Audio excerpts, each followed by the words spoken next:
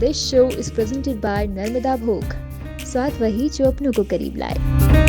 नमस्कार, स्वागत है आपका पगडंडी पर। और आज हमारे साथ एक ऐसे व्यक्तित्व मौजूद हैं जो उत्तराखंड के रहने वाले हैं और इस वक्त जो पिछला विधानसभा चुनाव हुआ था दिल्ली का, तो वहाँ पर भाजपा के प्रत्याशी भी रह चुके हैं। रवि नेगी जी मेरे साथ मौजूद हैं। सबसे पहले बहुत बहुत स्वागत है आपका पगडंडी में। धन्यवाद आपका, धन्यवाद सभी का।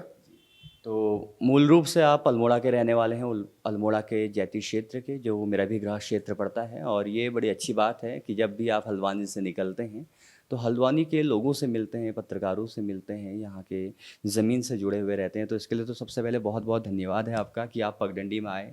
और कैसा लग रहा है अभी उत्तराखंड में? मौसम भी बड़ा अच्छा है। मेरा सौभाग्य है कि मैं उत्तराखंड की धरती से निकला हूँ और कहीं ना कहीं ये हमारा दिल्ली में रहकर भी हम अपनी संस्कृति और अपनी विरासत को बिल्कुल याद रखते हैं। जब भी मेरा उत्तराखंड आना होता है तो एक बार मैं ज़रूर कोशिश करता हूँ कि यहाँ जितने भी लोग हैं अपने चित परिचित उनसे मिलूँ।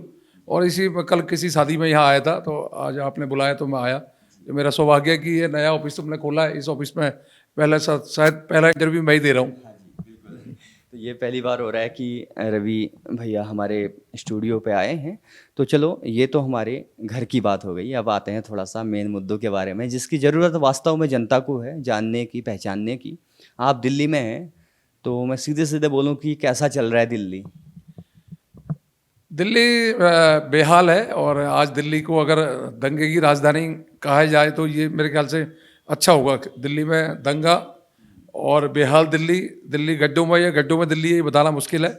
और दिल्ली मूलभूत चीज़ों से, जो देश की राजधानी है, जिसको पूरे देश को फख्र होता है कि हमारी दिल्ली है, पर आज दिल्ली बहुत दयनीय स्थिति में है। वहाँ आए दिन दंगे होते हैं, वहाँ जबरन लोगों को, पंजाब से पुलिस बुलाकर लोगों को जबरन उठाया जाता है और पंजाब में कंप्लेंट कराई जाती है। पंजाब पुलिस आके उठा के लेके जाती है।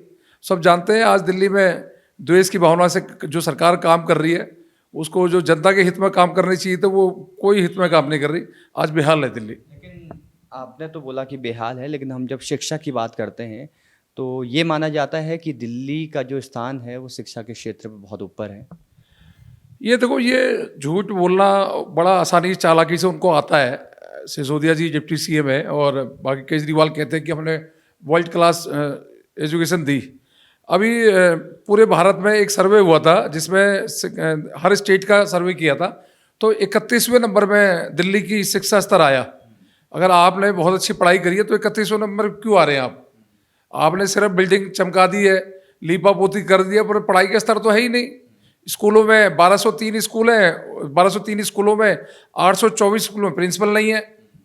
25,000 टीचरों की रिक्त भर्तियाँ हैं, जो टीचर नहीं है 25,000 स्कूलों में, मतलब 25,000 वैकेंसियाँ खाली है, आप उसको भरते नहीं हो।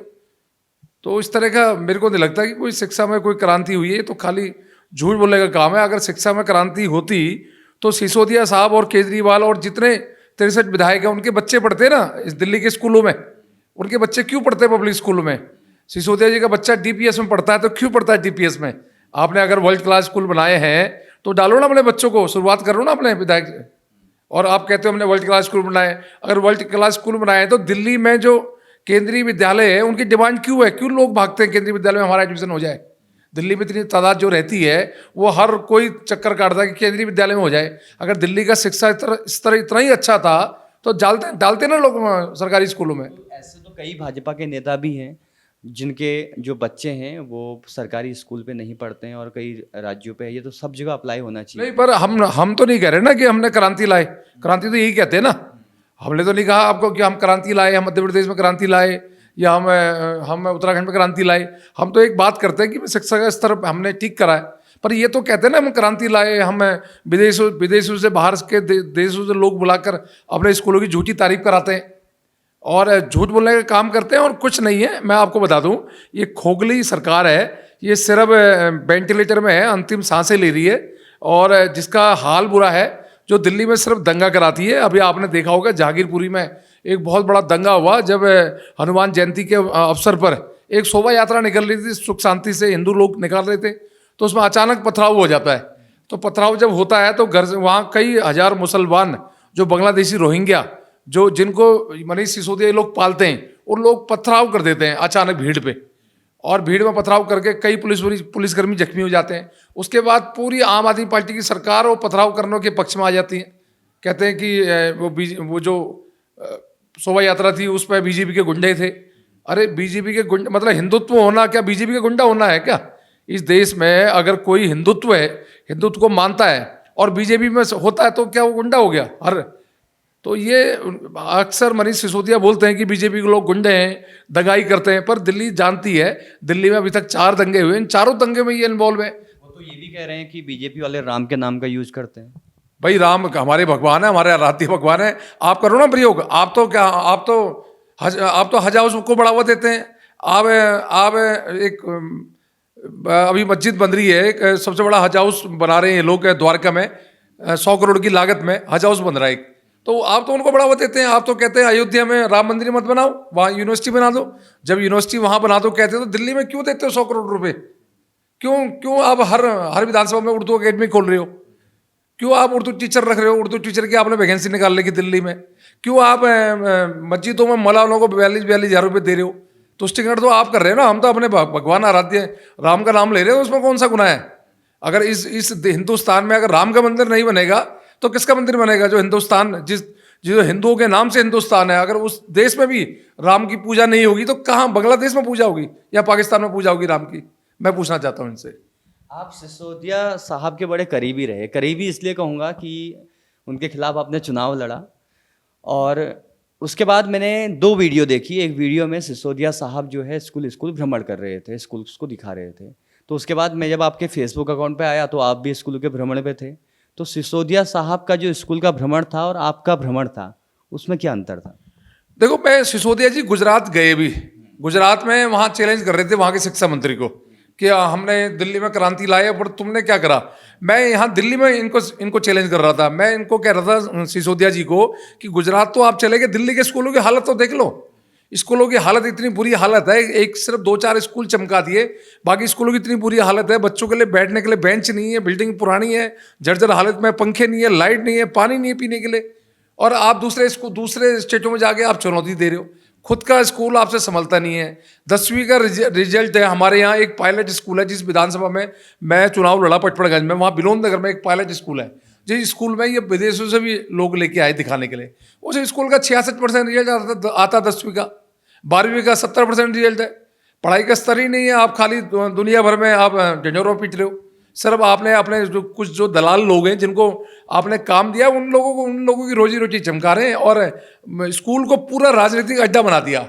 एक एसएमसी बनाई है इन्होंने, जिसमें पेरेंट्स बच्चों की सुनते हैं, बच्चों टीचरों से बात करते हैं। एसएमसी का मतलब सिर्फ आम आदमी पार्टी। वो लोग स्कूलों में जाकर अभिभावकों को बताते हैं कि आप आम आदमी को वोट दो, ये करो वो करो, मतलब पूरी पॉलिटिकल बना दिया है स्कूलों को, बिल्कुल राजनीतिक अड्डा। चलो उत्तराखंड पे आ जाते हैं। उत्तराखंड पर्वतीय राज्य है। इस बार अभी चुनाव बिल्कुल संपन्न हुए हैं और आपको भी उत्तराखंड में भाजपा ने एक मुख्य जिम्मेदारी दी थी, अलग अलग जिलेवार, विधानसभावार। तो आम आदमी पार्टी खाता भी नहीं खोल पाई इस बार, और बीजेपी ने अपना परचम पिछली बार की तरह लहराया हुआ है।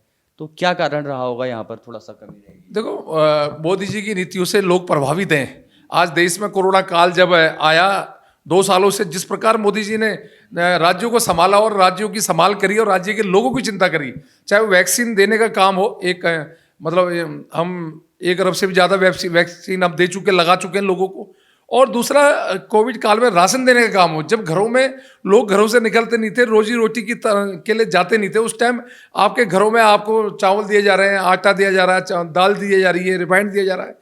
तो कहीं ना कहीं सरकार ने एक एक व्यक्ति की चिंता करी। उस चिंता की वजह से लोगों में एक जागरूकता आई। लोगों को लगा कि जो सरकार हमें राशन दे रही है कोविड काल में, जो हमें इंजेक्शन लगा रही है, तो कहीं ना कहीं लोग प्रभावित थे। और दूसरी तरफ वो दिल्ली के ठग, जिन्होंने दिल्ली को ठगा, जो देशद्रोही लोग हैं। आपको याद होगा, उत्तराखंड में सबसे ज़्यादा देशभक्त उत्तराखंड में पाए जाते हैं, मिलते हैं। मतलब उत्तराखंड वीरों की धरती मानी जाती है और देवभूमि भी मानी जाती है। और इस उत्तराखंड में हर घर से एक फौजी निकले। हर माँ का एक सपना होता है कि मेरे घर से एक फौजी निकले, ये सपना होता है। और ऐसे में जब केजरीवाल दिल्ली में जब कहते हैं सर्जिकल स्ट्राइक का सबूत दो और एयर स्ट्राइक का सबूत दो, तो इस उत्तराखंड में जो लाखों लोग जो फौज में रहते हैं उनका मनोबल टूटता है।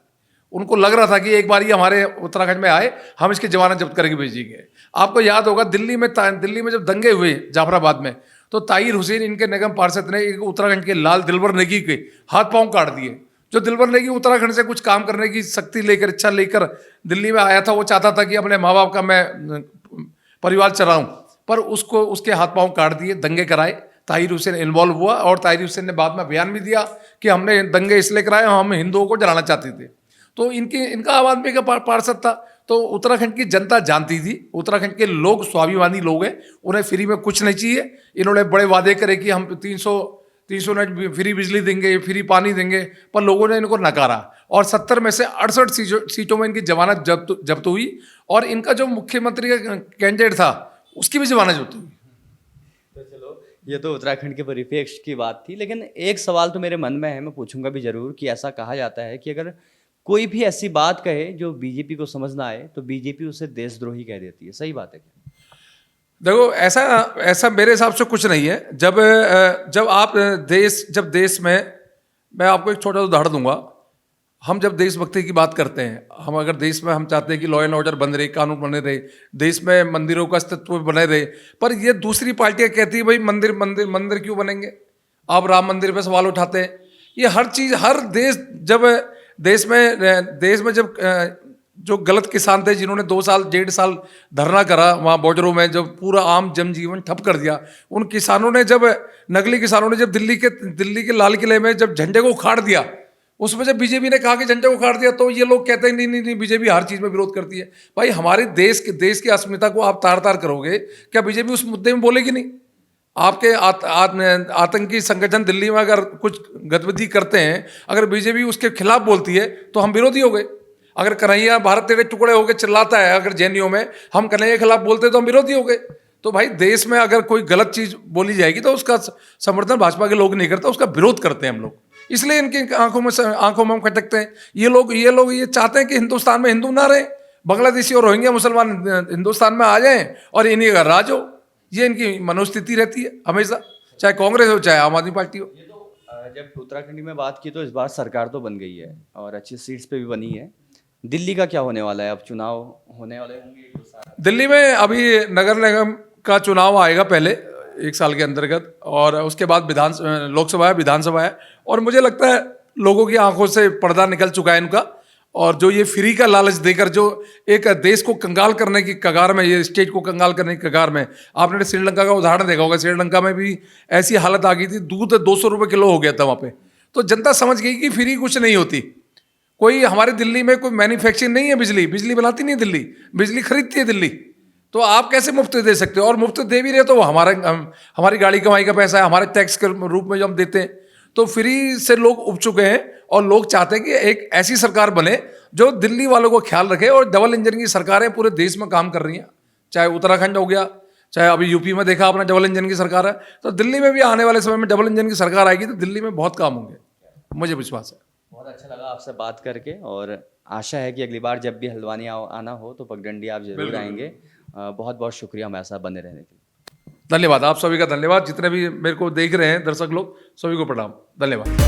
पहाड़ों की ऊंचाइयों में बसा चुनिंदा गेहूं से बना, स्वच्छता और शुद्धता की पहचान, पीढ़ी दर पीढ़ी चले आए, पारंपरिक चक्की से पिसा।